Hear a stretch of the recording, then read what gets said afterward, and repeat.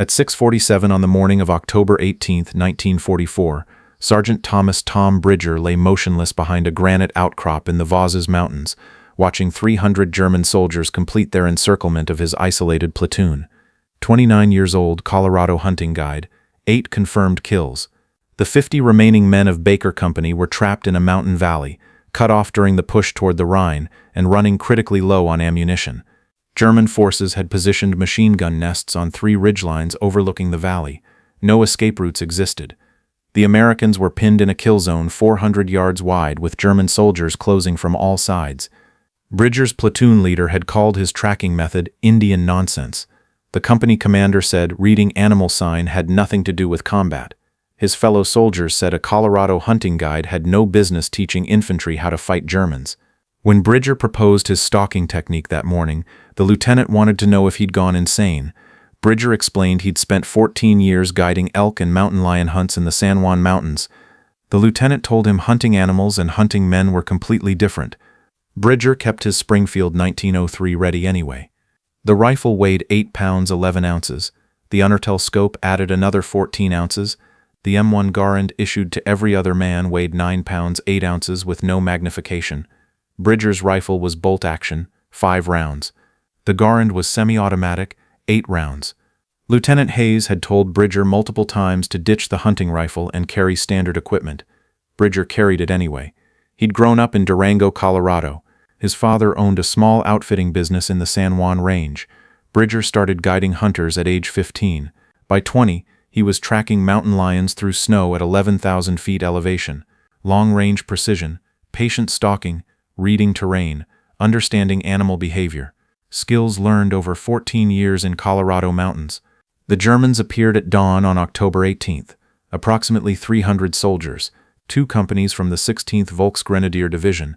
They established positions in a horseshoe formation around Baker Company's valley position, distance 350 to 450 yards. Perfect range for mortars and machine guns. Too far for American rifles. At 7 o'clock, Germans began probing attacks, squad-sized elements advancing to test American defenses. Lieutenant Hayes ordered his men to hold fire until Germans reached 200 yards. Conserve ammunition. The Germans reached 250 yards, stopped, withdrew. They'd identified American positions without taking casualties. Smart tactics. At 7:30, German mortars opened fire. Shells landed throughout the valley. 3 Americans wounded. Germans advancing again under mortar cover, this time to 300 yards. Hayes's men opened fire. The Germans took casualties but continued advancing, reached 250 yards. American fire intensified. Germans withdrew again. The pattern was clear. Germans would probe, take casualties, withdraw, regroup, probe again. Eventually they'd overrun American positions through attrition. Baker Company had perhaps 8 hours before the Germans overwhelmed them. Bridger watched this from his position behind the granite outcrop on the valley's north side. He hadn't fired yet. Waited. His Springfield had 30 rounds total. Had to make them count. At 8:15 he approached Hayes with his plan. Hunt Germans like mountain lions. Use terrain. Read their movement patterns. Eliminate them silently from positions they didn't expect. Hayes said it would waste ammunition and expose Bridger to crossfire. Bridger argued Germans already knew American positions. What they didn't know was someone who could read terrain like animal habitat and stalk them accordingly. Hayes gave him until 1400 hours. If the method didn't work, Bridger would return to the perimeter and fight conventionally. Bridger moved out at 8:23. He left the valley through a drainage gully on the northeast side. The gully was invisible from German positions. Exactly the kind of terrain feature he'd use to approach elk without being detected. Mountain lions hunted by understanding prey behavior. They studied movement patterns, identified travel routes, positioned themselves along those routes, waited. Bridger would do the same with Germans.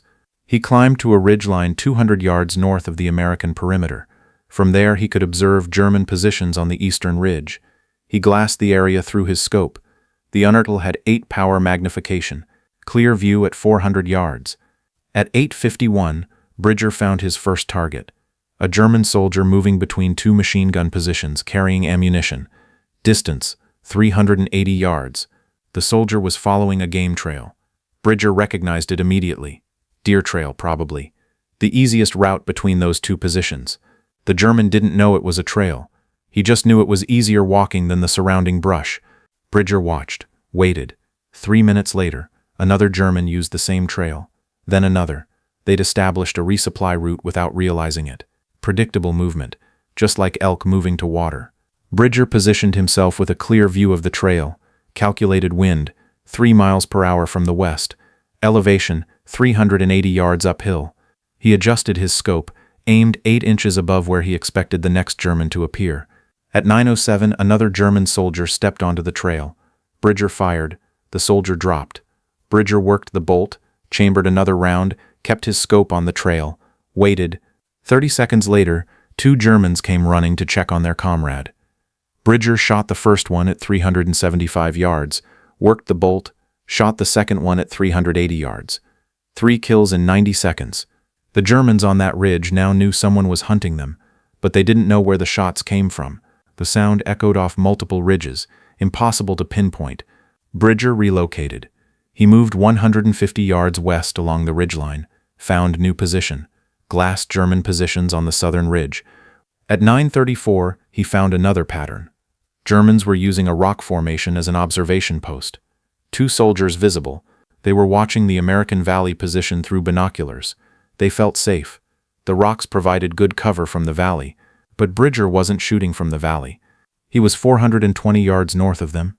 Elevated position. Clear line of sight. He aimed at the first observer. Fired. The German fell.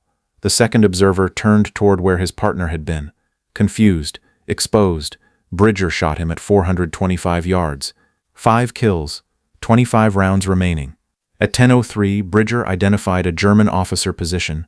3 soldiers gathered around a map, 390 yards away. They were planning something.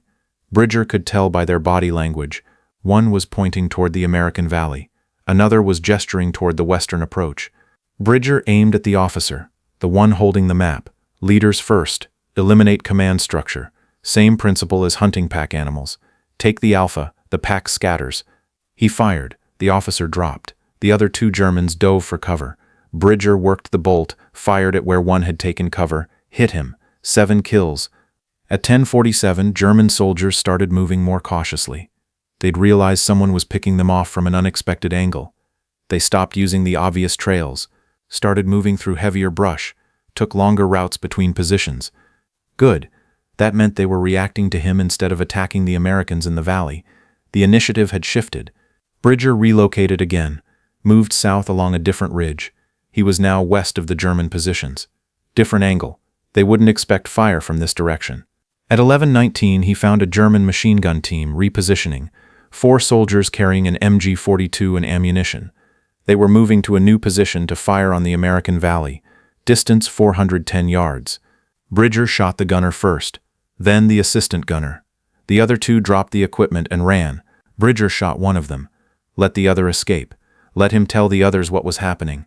Spread fear. 10 kills, 15 rounds remaining. By noon, German offensive operations had stopped completely. No more probing attacks, no more mortar fire. They'd gone defensive, dug in, afraid to move. One man with a rifle had changed the tactical situation.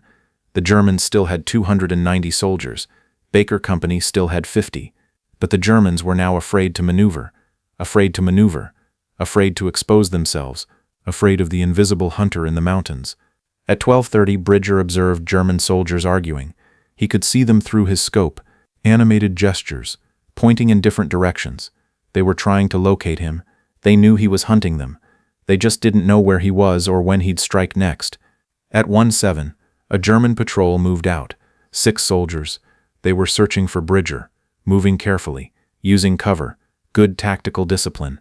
Bridger watched them, read their movement. They were checking the eastern ridge where his first shots had come from. Wrong location. He was now 400 yards west of there. He let them search, waited. At 1:23 they gave up and started returning to their lines. That's when Bridger engaged. Shot the rear soldier first, then worked forward. 4 shots, 3 kills. The remaining soldiers ran. 13 kills, 8 rounds remaining. At 1:45, Bridger noticed something. The Germans on the southern ridge were withdrawing, not retreating completely, just pulling back 200 yards, creating more distance. They wanted to get outside his effective range. But they didn't know his effective range. Bridger had made 600-yard shots on elk in Colorado. Mountain air, high altitude, clear sightlines. These conditions were similar. At 2:11, Bridger spotted a German officer observing from what he thought was a safe distance, 480 yards. The officer was using binoculars, directing his men. Bridger calculated. Wind 4 miles per hour, quartering, uphill shot, 480 yards. He adjusted his scope, aimed 14 inches above the officer's head, controlled his breathing, squeezed. The officer fell. The Germans around him scattered. 14 kills. At 2:38, American artillery started falling on German positions. Hayes had gotten radio contact with battalion. Relief was coming. But Baker Company needed to hold until the relief column arrived. Estimated time, 4 hours. The Germans knew relief was coming. They launched one final assault at 3:15. Massive attack. 150 soldiers advancing from 2 directions simultaneously. They were trying to overrun the American position before reinforcements arrived. Bridger had 7 rounds left, not enough to stop 150 Germans. But he could target their leaders, disrupt their coordination. He identified 3 German officers directing the assault, shot the first one at 390 yards. The attack on the eastern side faltered, shot the second one at 410 yards. The western attack slowed. He shot the third officer at 435 yards. Both attacks stopped. The Germans were advancing without leadership. Some soldiers kept coming. Others stopped. No coordination. American machine guns opened up from the valley. The uncoordinated German attack disintegrated under sustained fire. The Germans withdrew. 17 kills, 4 rounds remaining. At 4:27, German forces began a general withdrawal. They'd been ordered to pull back. The American relief column was close. The Germans were retreating before being cut off. Bridger shot 3 more Germans during the withdrawal, soldiers who moved carelessly, who thought they were safe because the fighting had stopped. At 5:13, the American relief column reached Baker Company's position. The siege was over. 50 men had held against 300 Germans for 11 hours. Bridger returned to the valley at 5:30. His uniform was covered in dirt. His hands were scratched from the mountain brush. His rifle was caked with dust. Lieutenant Hayes debriefed him immediately. Wanted numbers. Bridger reported 20 confirmed kills over 7 hours, 27 rounds fired, 20 hits, 7 misses due to wind or distance. Hayes asked how a hunting guide made those shots. Bridger explained, mountain lion hunting in Colorado. You track them for days, learn their patterns, understand terrain, find their travel routes, wait in the right position. 1 shot, 1 kill. Germans move like lions. Predictable once you understand the terrain. The relief column commander wanted to know if Bridger could teach his methods. Bridger said any experienced hunter could do the same. Read the land, understand how prey moves through it. Apply that knowledge to humans. The commander assigned Bridger to remain with Baker Company as their designated marksman. Continue operations. Use his tracking skills. Bridger fought through the Vosges campaign for 6 more weeks. His kill count reached 47 Germans, all at ranges exceeding 350 yards. All using tracking and stalking techniques learned guiding hunters in Colorado.